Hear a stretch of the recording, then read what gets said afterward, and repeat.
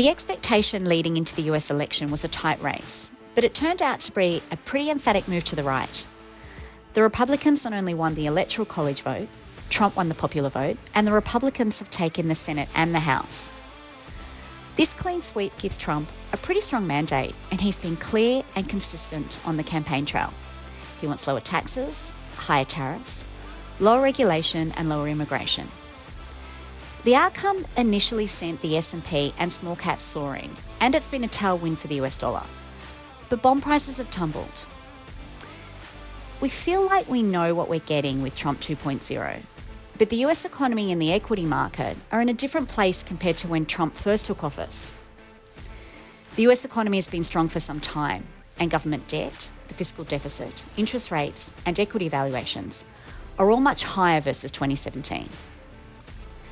Joining me today is Rameez Sadikot, Antipodes Portfolio Manager and Head of Quant and Macro, and we're going to discuss what a Trump win means for markets and what we're doing in our global portfolios, including one non-consensus long idea. Rameez, it's been a while since you've been on the podcast. It's great to have you back. Thanks for inviting me back. It's been a few weeks since the US election, and look, there's a lot we could discuss. We could ruminate over cabinet picks alone for an hour. But today I want to focus on some of the policies Trump has staked his campaign on. The market is celebrating tax cuts and lower regulation, which are positive for corporate America and individuals.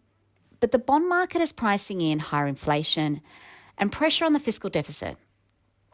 So is the equity market ignoring the risks the bond market is pricing in? Or is the bond market overreacting? Yeah, I'm not really sure anyone could tell you what Trump is going to do the second go of things. I mean, I certainly can't. But the equity markets, they've really shown a willingness to be, say, very glass half full when it comes to the Trump platform. I mean, if you look at his signature policies, the ones I think that are most likely to be implemented, tax cuts, tariff increases, deregulation, larger deficits, and slowing working population growth as a consequence of his immigration policy. I mean, they all represent a very mixed bag for investors. But as you point out, I mean, equity markets are pricing in a lot of the investor-friendly components of his platform, such as the tax cuts and deregulation, but they're largely ignoring the investor-unfriendly pieces. And with that, we've seen US equities rally, while global equities ex the US, they've roughly flatlined. And what we've seen is the already low risk premium on US equities step even lower. In credit markets, high yield spreads, they've fallen to new lows. And then the post-election spike in treasury yields, I mean, kind of a sensible move, reflecting the risk of higher inflation and or tighter monetary policy. But that's now reversed a little bit, but still much higher than what it was back in the pre-election around September.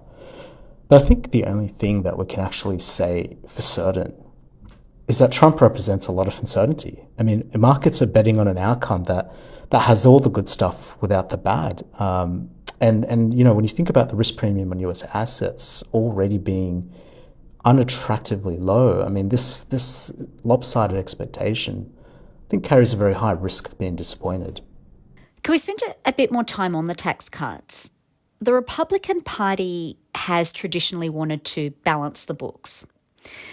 So you already called out the fiscal deficit. So in the context that the fiscal deficit is already 6% of GDP, and there are structural forces that will drive the fiscal deficit higher, like spending on climate and an ageing population through healthcare and social security, won't the Republican Party be wondering how these tax cuts will be funded? Could the party act as a handbrake on Trump? Yeah, I mean, I think it's worth just taking a step back for a moment, just re-examining America's fiscal fundamentals, because they're really about as poor as they've ever been. I mean, firstly, I mean, if you think outside of World War II, debt is now at record levels relative to GDP, so roughly 120%. Secondly, the debt service burden is rising.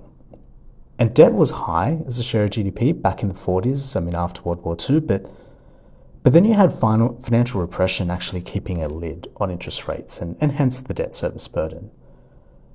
And I think back then, the average interest rate on government debt remained below 2%. In a world, 2% that is, in a world where nominal growth was running over 10%. And today, we're actually growing at half the rate and debt costs are twice as high. And then thirdly, as you kind of point out, structural factors, right? And it's predominantly an aging population. They are pointing to wider deficits ahead. And if you believe the estimates from the CBO, which is the Congressional Budget Office, I mean, debt to GDP will exceed 160% by 2060.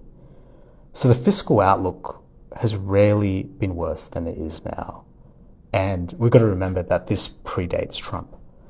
And then the Trump platform probably could add another 17% to debt to GDP levels by 2035. So that's 17% over and above where we'd be without Trump. And that's driven primarily by tax cuts that aren't going to be funded by tariffs and a reduction in spending. And I don't know if you caught it, but Scott Bessent, he was, over the weekend, he was just appointed as Trump's Treasury Secretary. And, this guy, he's long been worried about the level of US debt. And he argues, and, the Republican Party sees it very much in this way, they argue that the debt position can only be reduced by spurring economic growth via deregulation and tax cuts. So the loss in revenue, they'd argue, is offset by the fact that the overall pie is going to be larger. So to answer your question, I think the Republican Party is likely to be behind Trump's agenda for so long as the prospect of growth remains strong. And where I actually think the handbrake for Trump, I think, might actually be the markets. So normally, as the Fed cuts rates, long rates typically fall, but short rates fall faster, and you get a steepening of the yield curve. But the scope for that to happen in this cycle has actually been hugely limited by the fact, which, by the way, is quite unique for a soft landing cycle, the fact that the 10-year started the easing cycle well below the Fed funds rate. And the result, which is equally unique for a soft landing cycle, that long rates are rising even as the Fed cuts and short rates fall. And so I think that for so long as labour market conditions remain resilient, yields could easily punch above 4.5% as that yield curve continues to normalise. And then there's tail risk. There is the prospect of escalating debt and a compromised Fed, right? That could put even more upward pressure on Treasury yields. So there is a natural point where high yields begin to stifle that capital cycle, and you only have to look to the residential investment cycles, the housing cycle in the US, and that's shrunk in both Q2 and Q3, and it's on track to shrink again in Q4. So the weak state of the US housing market is potentially already giving us a bit of a signal that we're close to that point already, because it is the only component of GDP that reliably declines in the lead up to recessions. And what about tariffs and immigration? These are much murkier policies from the perspective of taking Trump at face value versus Trump the negotiator. Tariffs are a tax on the consumer, and tighter immigration shrinks the labour force, which will end up putting upward pressure on wages. So how economically damaging do you think these policies could be? The threat of tariffs, now, look, that may be used as a negotiating strategy to extract concessions from other countries, kind of a case of let's escalate to de-escalate. But they might not be a means to an end. They could be an end in themselves. Trump routinely compares himself to William McKinley, who presided over the US when most government revenues derived from tariffs. So the range of outcomes on this particular issue, actually, like most issues, is particularly wide.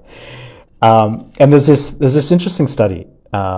It's by the Budget Lab at Yale University, and they estimate that Trump's tariffs would reduce real disposable income for the median US household somewhere between 2.5% to 9.5%. Now, even if revenues from tariffs were entirely funded back into tax cuts, the net impact on aggregate demand would still be negative because tariffs disproportionately hurt lower income consumers with high marginal propensities to spend. Tariffs ultimately transfer wealth away from lower income consumers. And then there are also the supply side ramifications. And I think that they could be material as well. I mean, people tend to forget that more than half of global trade consists of capital equipment and intermediate goods. And capex intentions, they're already quite depressed in the US, but particularly Europe, and a trade war could lead to less capital formation and ultimately lower growth. And then there's, I suppose, when it comes to immigration, I mean, if you start with the numbers, so there's roughly 8 million unauthorized immigrants in the US workforce. That's actually 5% of the overall workforce, so it's a very large number, and that's an old number as well. That's from 2022, and it's almost certainly larger today given immigration has accounted for almost all of the labor force growth in the last couple of years. So deporting millions of legal immigrants, I would probably hazard to guess that that's going to be logistically something very difficult to do. It's probably more likely that the Trump administration is going to focus on requiring companies to better screen job applicants for their immigration status. And that could have the effect of eroding the incentive for migrants to enter the US legally. Now, a decrease in the number of migrants entering the US, I mean, that would reduce the supply of labor, but it's also going to diminish the demand for labor by curbing income growth. So on balance, my sense is, an immigration crackdown of that sort would result in a very modest tightening of labor market conditions. But a mass deportation, on the other hand, I mean, that would be a much more material shock. That would significantly raise the cost of labor, particularly in those industries such as agriculture and manufacturing, where immigrants are, a very large proportion of that sector's labor force. And another outcome of that is that it's ultimately going to reduce the marginal product of capital. And you have to remember that these potential shocks to the labor force, they're happening at a time when the US market is showing signs, the US labor market is showing some signs of cracking. And that's, despite, the seemingly consensus narrative that all is okay. And then let's also not forget about the Department of Government Efficiency. So it's, aptly, named with the 4-letter acronym DOGE, after Dogecoin. It's headed by Elon Musk and Vivek Ramaswamy. And that's got the objective of just gutting that federal bureaucracy. And if you exclude defense, Veteran Affairs and Homeland Securities, I mean, the federal government employs 2 million workers. So there is actually a very large pool of labor that is actually at risk. So Trump's policies, I would have to say, they have the potential to be very damaging to the economy. And to put some numbers around it, there is a study by the Peterson Institute, and they are they're an independent, nonpartisan think tank based out of Washington, D.C., and they've modeled a variety of tariff and immigration scenarios. And in a very low impact scenario, the effect would be to cumulatively reduce GDP by $1.5 trillion US over the course of 2005 to 2028. In a high impact scenario, GDP would be reduced by 6.4 trillion. Now, of course, I mean, the good policies from Trump's platform could offset that, but in isolation, I would say that these policies are very damaging. I mean, some of those numbers that you called out, and I mean, the one that really stood out for me there was, on the tariffs, that it could reduce disposable income for the median household by between 2.5% to 9.5%. I mean, that is very significant. You'd need a pretty large tax cut to offset that. So, that is, I mean, that number is actually quite alarming. So given what we've been discussing, what does this mean for Fed policy and then by extension risk assets? Yeah, I mean, Powell recently stated the obvious. I mean, he said the economy isn't sending signals that we need to be in a hurry to lower rates. And I think rightly so, because and what's happening is markets are beginning to scale back their forecast for Fed rate cuts.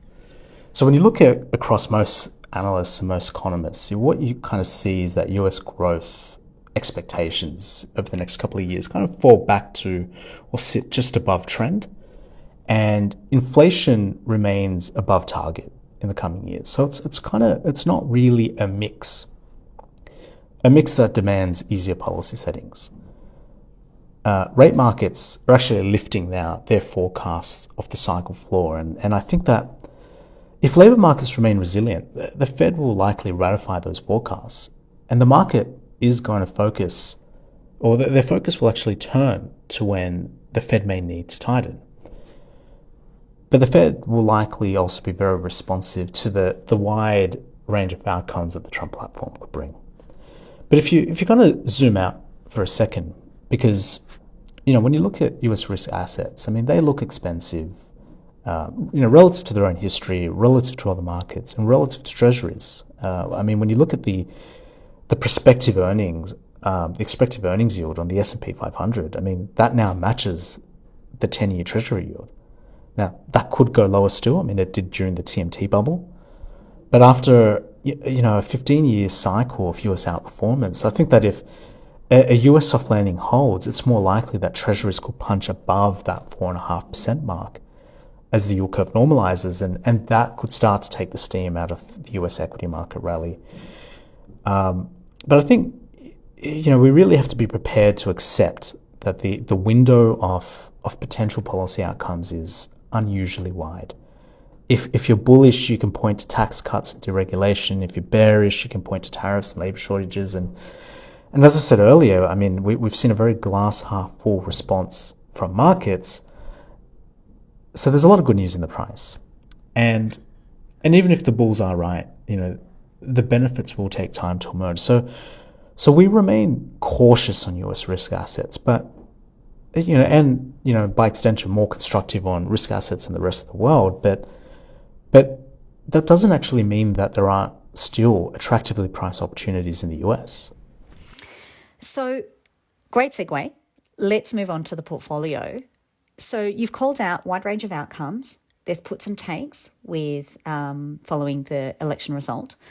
So how is the Antipodes portfolio management team thinking about election winners in the global portfolios? Well, I'll start with two stocks that we owned before the election, Capital One and Ali Financial. And look, I think if we think about some of Trump's core policies, so tax cuts, reducing regulation, both of these stocks can be election winners. So Capital One, that's one of the largest holdings in the portfolio. It's it's a tech savvy, it's a digital bank, and it's also a credit card company. And earlier in the year, Capital One, they announced a proposal to acquire Discover Financial, which is it's a credit card issuer. It's a credit card issuer with a payments processing network that connects consumers and merchants and banks. It's a little bit like Amex, Visa, and MasterCard. And Capital One, by virtue of this acquisition, will get ownership of this network. Now, that acquisition is still waiting for regulatory approval, and we think it's more likely to pass under Trump, given the expectation of a lighter touch on regulation. Now, credit cards are one of the most concentrated products in the US, and Capital One and Discover combined, it would be the largest credit card player in the US by outstanding card balances, strengthening the competition against JP Morgan and Amex. And Capital One, it's going to benefit from gaining access to the proprietary data on Discover's payment network.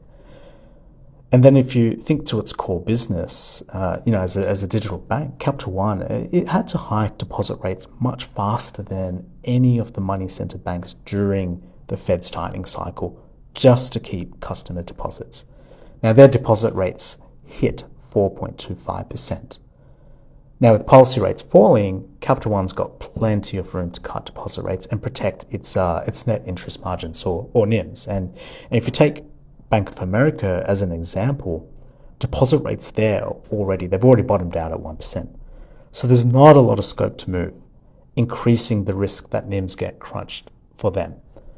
So we see a combined Capital One and Discover priced at less than 7 times 2027 earnings. And you also mentioned Ali Financial. Ali's key focus is auto financing in the US.